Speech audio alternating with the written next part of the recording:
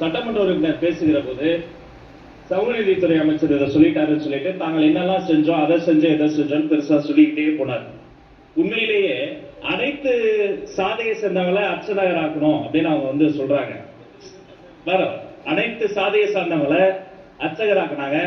சரி, அப்புறம் ஏங்க ஒரு தலித்த கூட பள்ளிக்கல்வித்துறை அமைச்சர் இத்தனை வருஷத்துல நீங்க ஆக்கவே இல்ல? இதுதான் உங்களுடைய சமூக நீதியா? உயர்கல்வித்துறை அமைச்சர் அவர் இருந்தாரு, ஏன் பள்ளிக்கல்வித்துறை அமைச்சர் ஆகல? ஒண்ணு. ரெண்டாவது அதெல்லாம் செஞ்சதா சொன்னாங்கல்ல, அது கடமை. எப்போதுமே நாங்க தான் செஞ்சோம் நாங்களே இதுல ஏதோ வாங்கக்கூடிய நிலையில அப்படி தாழ்த்தி பார்க்க கூடாது. அது கடமை, ஒவ்வொரு அரசின் கடமை. ஒடுக்கப்பட்ட மக்களுக்கு வேலை செய்வது கடமை.